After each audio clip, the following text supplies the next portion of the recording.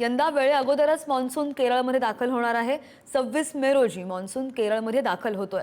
भारतीय हवामान विभागानं असा अंदाज वर्तवलेला आहे। त्यामुळे आज मान्सून अंदमानामध्ये दाखल होण्याची शक्यता सुद्धा वर्तवली जाते।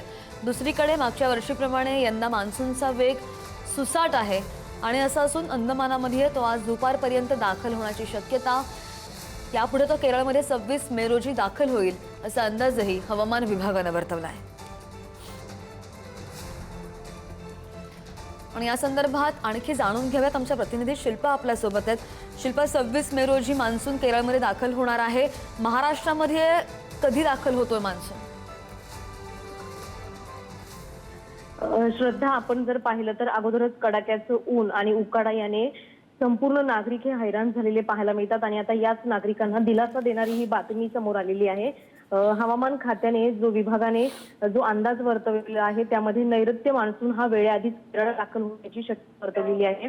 आणि आपण जर पाहिलं तर हवामान खात्याचा अंदाज त्यानुसार 26 मे रोजी मान्सून किनारपट्टीवर धडकणार आहे। शेतकरी आणि सर्वसामान्य नागरिकांमध्ये समाधानाचं वातावरण, मात्र आपण जर पाहिलं तर देखील प्रचंड शिल्पा, तुमचा आवाज येत नाहीये।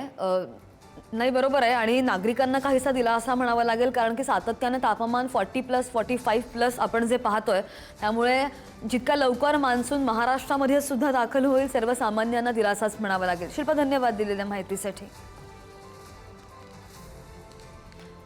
आज मान्सून अंदमानामध्ये दाखल होण्याची शक्यता वर्तवली गेलेली आहे। 5 ते 7 जून दरम्यान आमच्या प्रतिनिधी शिल्पा यांनी दिलेल्या माहितीनुसार हवामान विभागानं जो अंदाज वर्तवलेला आहे, महाराष्ट्रामध्ये सुद्धा लवकरच मान्सून दाखल होईल।